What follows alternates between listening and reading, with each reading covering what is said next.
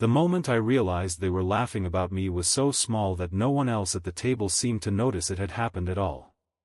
It was just a flicker in my son-in-law's eyes.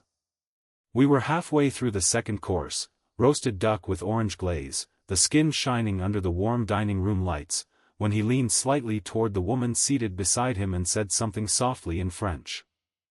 The kind of soft that still travels across a table if you've spent enough years listening to quiet conversations. She smiled. Not politely. Knowingly. Then came the faintest sound of suppressed laughter. At first I thought I had misunderstood. After all, the room was alive with voices drifting in and out of different languages. English, French, a little Spanish from someone farther down the table. The house was large, the ceilings high, and the voices bounced gently off the walls like birds circling a church tower. My daughter's house had always had that kind of energy. Candlelight flickered along the length of the long oak table, catching the curves of polished wine glasses and the silver edges of forks and knives. Someone had placed small bundles of rosemary and thyme between the plates as decoration, and their scent mixed with the sweetness of the duck and the faint aroma of red wine breathing in crystal glasses. Soft piano music drifted in from another room, an old jazz record spinning somewhere down the hallway. It was a beautiful evening. My daughter had insisted on hosting this dinner because both families were finally together.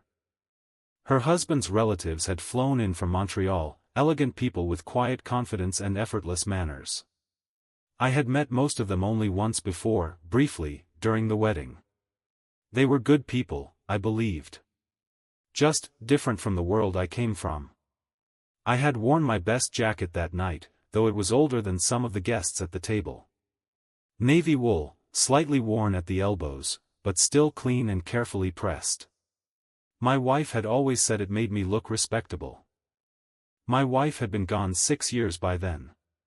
So I wore it alone. Across from me, my son-in-law lifted his wine glass and continued speaking in French, his tone light, conversational, the way someone talks when they assume half the room won't understand a word. "Ils très silencieux, ton père," he said with a small shrug. "Your father is very quiet."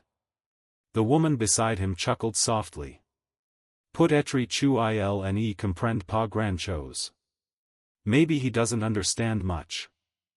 A few more words followed, drifting between them like private smoke. About my jacket. About how carefully I folded my napkin. About how I had said, "Thank you, ma'am," to the server who had brought out the plates. Nothing cruel enough to stop the evening. Just enough to draw a few quiet smiles. And I understood every word. You see, when I was 19 years old, I spent 2 winters in Normandy. Most people never knew that about me. It was one of those chapters in life that never came up unless someone asked the right question. And no one ever did. I learned French there, not from textbooks, but from fishermen and farmers and an old woman who owned the bakery near the harbor. I learned it the way people used to learn languages, slowly, awkwardly, and with the patience of long evenings. By the time I came home, I spoke it well enough that my friends thought it was a party trick. Then life moved on. Marriage. Work. Children. Mortgages. French became something that lived quietly in the back of my mind like an old photograph tucked into a drawer. Until that night. My son-in-law kept talking. He wasn't malicious. Not really. There was no sharp cruelty in his voice, just the easy arrogance of someone who believed the room belonged to him. "Il a l'air gentil," he said. "He seems nice." Then came the sentence that made the small laughter ripple again down that side of the table. "Mais un peu, simple." But a little, simple. The woman beside him lifted her glass to hide her smile. Across the table, my daughter was talking with her aunt about something involving travel plans and a baby on the way. She hadn't heard a word. Most of the table hadn't. And for a moment, just a moment, I felt something tighten behind my ribs. Not anger. Something older than anger. The quiet, familiar weight of being underestimated. I took a sip of water and let the cold settle in my mouth. No one was looking at me. That's the strange thing about moments like that. The humiliation isn't loud. It doesn't arrive with raised voices or slammed doors. It slips in quietly while everyone else is enjoying their wine. I could have spoken then. I could have leaned forward and answered in French immediately. Watched their faces change. Watched the embarrassment bloom across the table like spilled ink. But I didn't. Instead, I smiled politely when someone passed the bread. I asked my daughter about her garden. I complimented the duck. The conversation continued to swirl around the room in soft waves of laughter and clinking glassware. Someone at the far end of the table began telling a story about skiing in Switzerland, and the whole group leaned slightly toward him as the attention shifted. My son-in-law relaxed further into his chair. Another remark in French drifted across the table. Regarde comment il tient son couteau. Look how he holds his knife. More quiet amusement. I listened to every word. And I let it pass. There's something that happens when you reach a certain age. Pride begins to weigh less than peace. You start understanding that not every moment needs to become a battle. Sometimes dignity is simply the choice to wait. The duck plates were cleared. The candles burned lower. Someone brought out a bottle of Burgundy older than my daughter. Dessert was being prepared in the kitchen. I could smell warm apples and cinnamon drifting through the hallway. The room felt softer now, more relaxed. Then my son-in-law stood slowly and lifted his glass. He tapped it lightly with a fork. The quiet chime rang across the table, and conversations faded. I'd like to say a few words, he said in English, smiling warmly at everyone gathered there. Chairs shifted. Napkins lowered. All eyes turned toward him as he began speaking about family, about gratitude, about how special it was that everyone had come together under one roof. It was a good speech. Thoughtful. Confident. And as he spoke, I felt something settle calmly inside my chest. When he finished, the table applauded softly. Glasses were lifted. A small pause followed, the natural silence that comes when a toast ends and no one is quite sure who will speak next. That was when I placed my napkin beside my plate. And slowly stood up. For a moment, no one seemed to understand why. Then I lifted my own glass, looked directly at my son-in-law across the candlelit table, and began to speak in French. For the first few words, no one reacted. I suppose that's because the sound of French at that table was nothing unusual. Conversations had been drifting in and out of it all evening, like gentle currents in a river. But then something changed. It was the tone. Not hesitant. Not searching for words.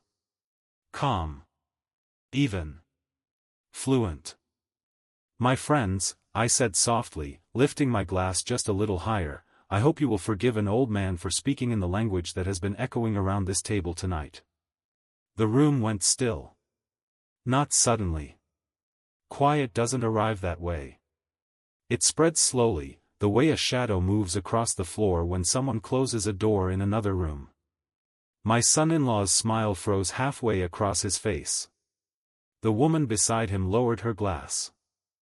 At the far end of the table, someone set down a fork a little too carefully. I continued. When I was 19, I said, still in French, I spent 2 winters in Normandy. A small town near the water where the wind carried the smell of salt into every street. A few people glanced at one another. Not embarrassment yet. Confusion. I worked on fishing boats during the mornings, I went on. And in the evenings I sat in a bakery owned by a woman named Madame Laurent who believed very strongly that a young man could not properly eat bread unless he first learned to speak the language of the people who baked it. A faint smile moved across one of the Montreal relatives. Recognition. Understanding. I let my eyes drift gently along the table. The candlelight trembled in the wine glasses, scattering little red reflections across the white tablecloth.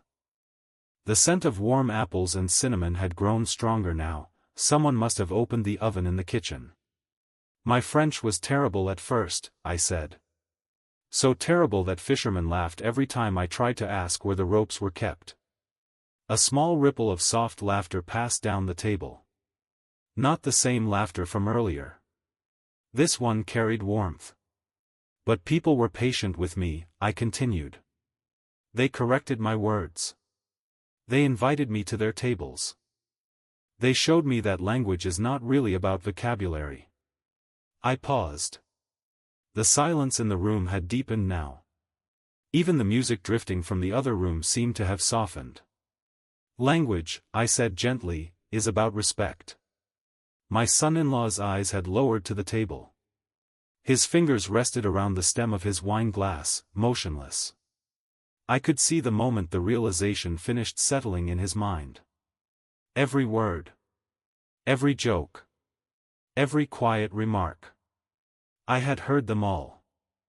But I did not let that truth hang in the air like an accusation. Instead, I smiled, small, but sincere.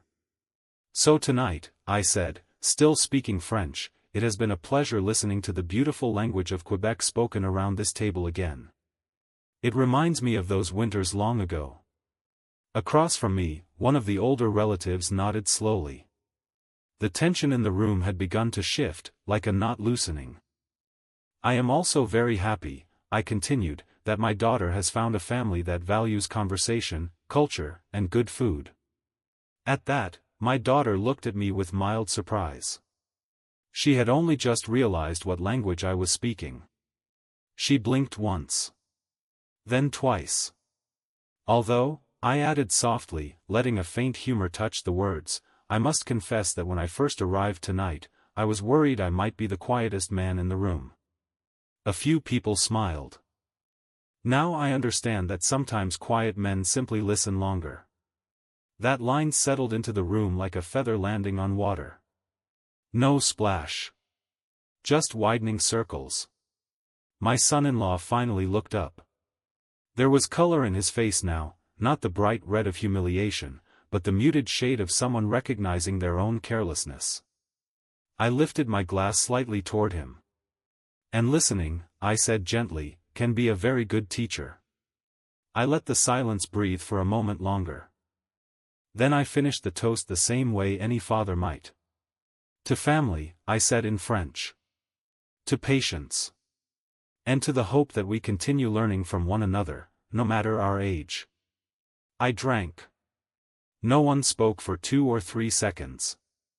Then one of the Montreal uncles, an older man with silver hair and kind eyes, lifted his own glass and said quietly, in French. Très bien dit. Very well said. The tension broke.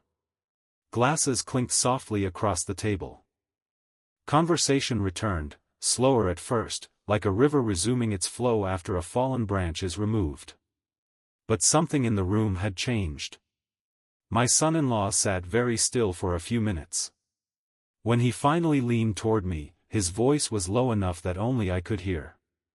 In all these years, he said carefully in English, I didn't know.